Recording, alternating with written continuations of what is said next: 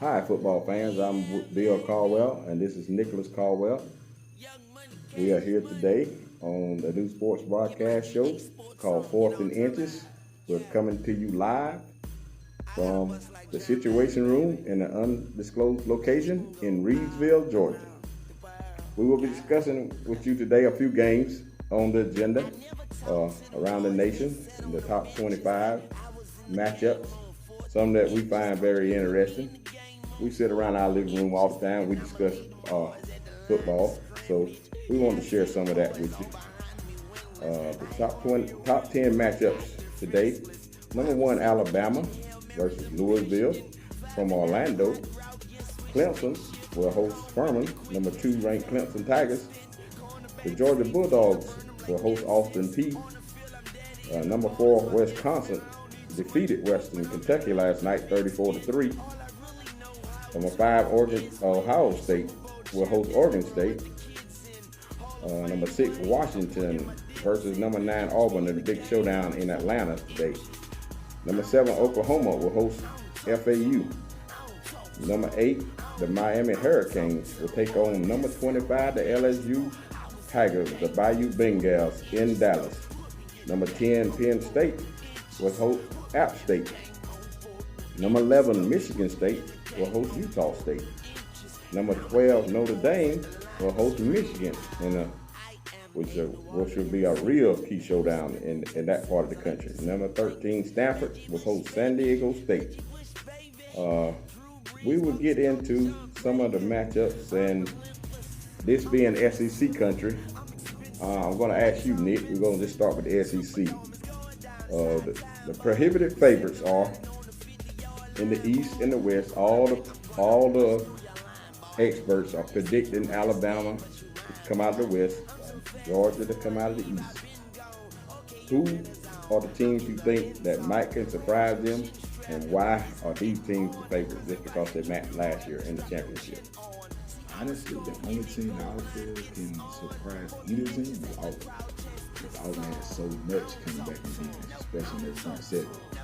I think they lost one starter, and the guy behind him started half the season as well. So they're going to be tough to beat defensively. Offensively, Jared Stidham has a lot to prove. I mean, he had a pretty good season, had great numbers, 66% completion. We're going to see if he can follow that up, though, without Kerryon Johnson and Cam Petway to back him up. But outside of that, I don't see too many surprises. I have to agree with you there, as Auburn will definitely have to be one of the favorites because of all the returning starters they have coming back. And they by the way, did defeat both teams last season. While the schedule doesn't favor Auburn, is why most experts are predicting they will have to travel to Georgia and to Alabama. They had both of them at home last year. That's correct, and that makes a big difference in the SEC. But the Bulldogs are predicted to have a big gap, as everyone says. Seems to have a big gap, but has the gap closed in the SEC East? Is Georgia going to run away with the SEC East, or will they be challenged by several teams in the East? Who could surprise the Bulldogs in the East?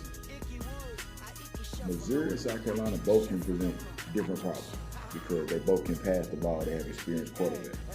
The wild card in the East, though, is going to be Florida with Dan Mullen. When he finally get his offense moving. The defense has been great, even under Muschamp and Jim McElwain. The problem has always been the offense. So that, to me, is a wild card in the East. And if Drew Lock can continue the success at Missouri and their defense can slow teams down, they're going to give anybody problems because they can score on anybody at any time from anywhere.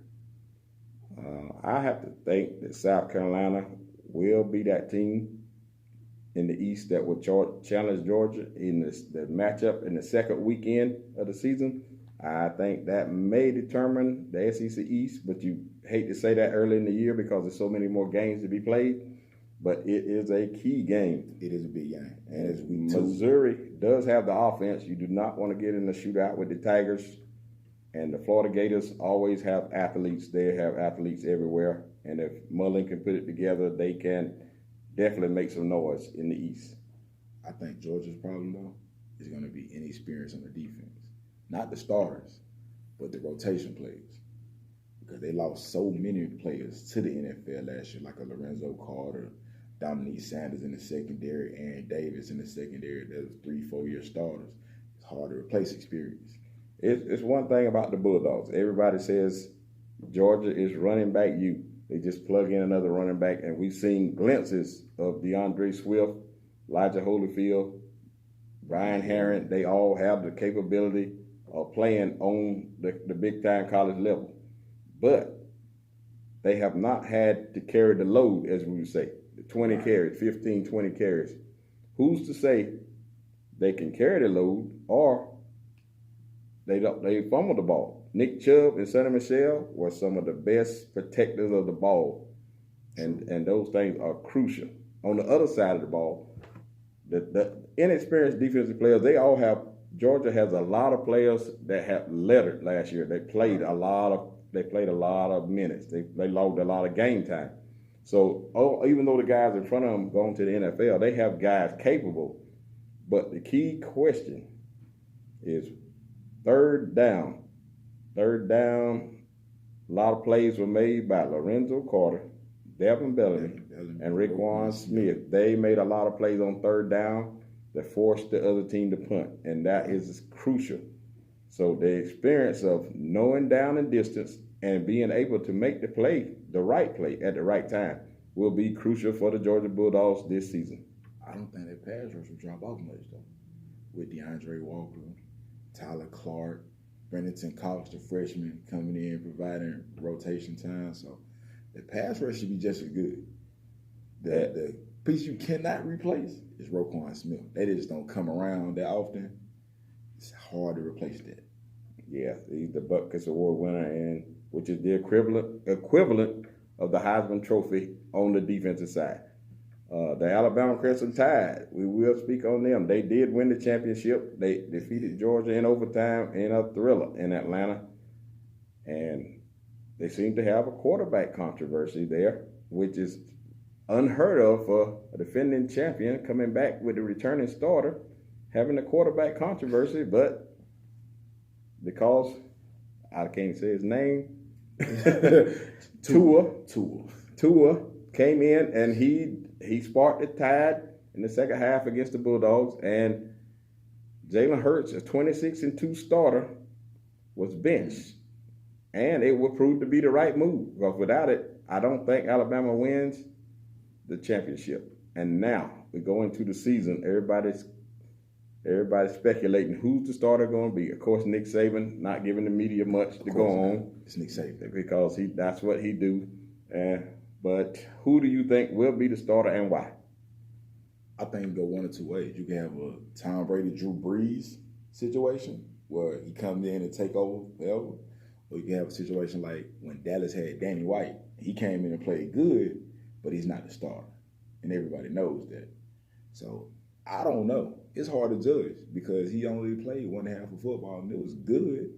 But even in that half, he made a lot of reckless plays, threw an interception, took a sack on 1st and 10 and made it 2nd and 26 to set up the long pass play. So I don't know. I think Tua has the higher upside, but I think Jalen has the higher floor. He's safe with the football. And Nick Saban in the past is going with the safer option, which would be Jalen Hurts. But Tua brings an element to the offense that they haven't had in a long time. Well, I think Nick Saban has found out that safe is not good enough anymore. If you're going to win it all, I think he found that out when he lost to Clemson and he was about to lose to Georgia. You can't be safe against the elite defenses in the country and win the championship. You can get close if you got a superior defense on the other side and a great running game. But you must be able to throw the ball downfield against the elite defenses. You must be able to attack them through the air, and that's why I say Tua, somewhere along the way, if he doesn't start the first game, will be inserted as the starter. So what would you do if you had that choice? You would start Tua? I would start Tua as the season goes on and see what he can do. That's a way of going about it. It's hard to go against 26-2. It's hard to go against 26-2. And he took you to the national championship game 2 years in a row. But if he falters, you can always go back to Jalen Hurts. Yeah, if Jalen Hurts knows this, because the interviews he gave didn't look good for Nick Saban and the coaching staff. Right. Apparently, we can edit this though. What goes on in the locker room is not going to be expressed to the media. So I'm sure both players on scholarship, Nick Saban and the coaches, they have a plan for both of them. And they both are going to play, no doubt about it. They both are going to play. They're going to get the opportunities. And then I guess they may even just ride the hot hand. Maybe. I'm going to say another question Alabama has to answer, though. It's the defense. They lost a lot of starters on their defense, too. But they're in a situation like Georgia where the starters coming in now have played a lot, have a lot of reps, a lot of experience, but it's their rotation after that doesn't have that experience. They played a lot of freshmen at linebacker last year because of the injuries. Now those freshmen are sophomores, and now they're starters. Yeah, but the reason why experts always predict Alabama because they reload. They restock the cupboard with 5-star athletes. If some leave, the NFL player leaves, they replace him with another 5-star. So they have the talent there. And of course, Nick Saban and his staff will coach them up as they have in the past. You can depend on that. True. You're right. What do you think about Clemson's defensive line? Clemson and Auburn, I go back and forth, probably has the best defensive line in the country. Auburn, Clemson, depending on who you talk to, has the best front four in the country, without a doubt. I don't know which unit is deeper, but the starting four, man, they're awesome. And if you don't have a great offensive line that can handle those guys, you are in for a long day when you face either one of those units. Can't forget about Ohio State defensive line either. With Nick Bosa, he might be the best defensive lineman outside of Ed Oliver and Houston, to me, in the country. Okay, outside of the SEC, what teams will we think could challenge the SEC's dominance and be in the playoffs and possibly win the championship outside of the SEC? I think Ohio State is the only team outside of the SEC that has both the talent and experience to really compete against Auburn or Georgia or Alabama. Because Miami has talent, but they don't have a lot of experience. Clemson has the talent on defense, but their offense is still shaky. Bryant he's good. He's not Deshaun Watson. You know what I mean? Their receivers are okay. They're not Mike Williams. They're not, Sammy Watkins or none of that. So if they can put it together and show me differently, maybe Clemson. But as right now, I would have to lean toward Ohio State because their defensive line is that good. Their running back is going to be pretty good. Their offensive line is pretty much returning everybody. Ohio State is a good pick, but do not overlook the Wisconsin Badgers. They are a team built for the playoffs. Their running style and their defense, they are capable, if they can beat the big games on their schedule, the one or two big matchups that they do have, they will be in the playoffs. Along with out west, you got to look at Washington. If they can beat Auburn and then run the table out west, the Washington Huskies could be a team that makes the playoffs. And the Oklahoma Sooners, even though Baker Mayfield and a lot of those guys are gone to the NFL, they still have the firepower. Well, see, Washington and Wisconsin, for that matter, every year we say they can do this and they can do that. Until they actually show me that they can do it, I have a hard time believing. But Washington, we're going to find out real fast what they have and what they can do. They've had the number one defense in the Pac-12 the last 3 years, and they have almost everybody back on the defense. Their entire secondary is intact. They lost one starter on the defensive line, which was Vita Vea. That man is the truth. So he's going to be hard to replace, but they play in the Pac-12. So having the number one defense in the Pac-12 is, it's an accomplishment. But what can you do against SEC speed? We're going to find it out fast. That is definitely the big game on the schedule tonight, along with Miami and LSU. Let's discuss this. Let's discuss these two games. Let's start with Miami versus LSU in Dallas. A lot of question marks. The Las Vegas line has the Hurricanes as a 3-point favorite. That's right. Miami is a 3-point favorite over LSU. Number 8, Miami versus the Tigers. Well, Vegas telling you how close they really are. Even though the rankings have them a long way apart, really not that big of a difference between the teams because they have a lot of questions on both sides. A lot of inexperience, but it's a lot of talent. That Miami secondary is the truth. Turnover chain will be back. But outside of that, their quarterback is decent. They lost their best running back.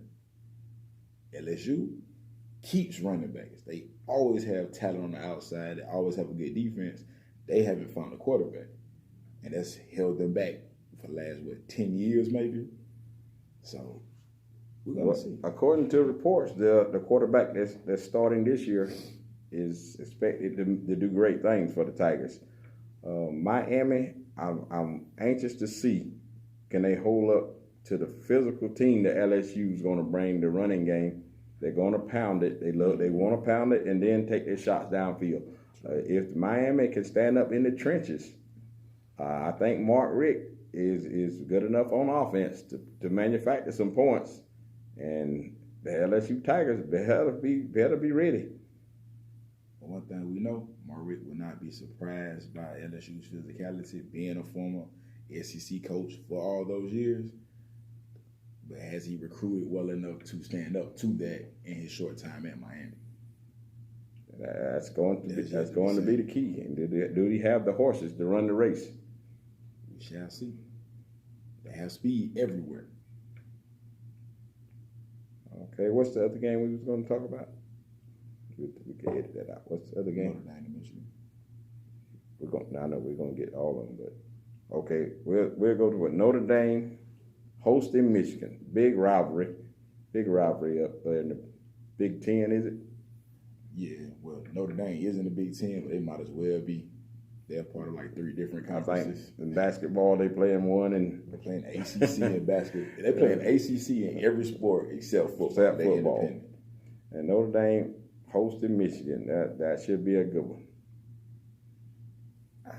I'm interested to see what Shea Patterson does. Who was, the quarterback at Ole Miss last year. Pretty good, too, at Ole Miss. But with all their circumstances there, he transferred to Michigan. And people have said since Jim Harbaugh has been in Michigan, the only thing he's missed is a quarterback. Now he has that.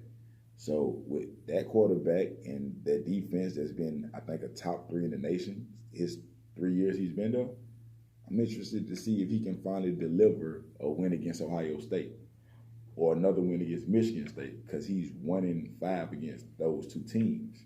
And if he wants to win the Big Ten and ultimately compete for championships, he's going to have to beat both of those teams this year. And it starts with Notre Dame. I think this game right here shows you what the home field means in college football. Michigan, if they was playing in the big house, I think Michigan would pull it out. But playing at Notre Dame, I think Notre Dame wins this game. It's called a pick'em game, but I think Notre Dame pulls it out. Alabama versus Louisville in Orlando. I'm taking Alabama. Just too much talent. If Lamar Jackson was still at Louisville, it'd be different. But he's not there. And I don't know. I think the quarterback, they call him Puma. I think they call him. I don't know what he looks like playing the whole game, especially against a team or a defense as fast and as talented as Alabama. But if it were a team to beat them, it would have to be early in their schedule. So Louisville may come up with some surprises. Bobby Petrino is a great offensive mind. So they might put up some fireworks. If they can keep it close into the fourth quarter, people will start getting tight, mistakes will start being made. The key is to not get blown out in the first half. I'm interested to see the Alabama defense against the Louisville Cardinal offense because as you said, Bobby Petrino's offense and how he will attack a defense like Alabama. He runs so many different variations of plays, and the film, just watching the film, Nick Saban, he tries to be prepared for everything, but you can believe Petrino will have a few wrinkles that they haven't seen on film. Definitely. So that I'm interested to see that, but no, Alabama should run away with it because the depth would just be too much in the second half, I think. Washington against Auburn in Atlanta. This is a big game. Now, which team do you think this is a bigger game for? Which team cannot afford to lose this game? Washington. That's easy. If Washington loses this game, they could run the table in the Pac-12 and still might not make it to the college football playoff. If Auburn loses this game, they have a chance to make it up with wins against Alabama or Georgia or LSU or Mississippi State. They have a strength of schedule that it benefits. Even if they lose this one, they have so many more games that they could win and make up for it. But with Washington, this is their best game on their schedule as of right now. They have Stanford down the line, but a win against Auburn looks much better on your resume than a win against Stanford. Yes, I agree with you on that because the SEC has been proven to be, the schedule is just so tough that they get the benefit of the doubt with a loss. And if the SEC champion has a loss, they definitely get to the playoffs, even if it's early in the season.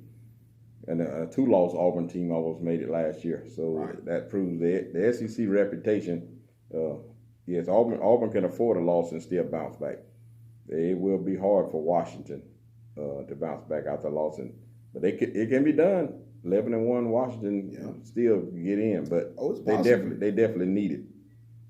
I think Washington needs this, not just Washington, but I think the whole the conference needs it. They do need it as a statement game, just to show. Because last time they were in the college football playoff, it didn't turn out too good for them against, I think it was Alabama, I believe it was. So yeah, the Pac-12 needs a good showing. Even if you don't win the game, you need a good showing from your top dog against SEC power.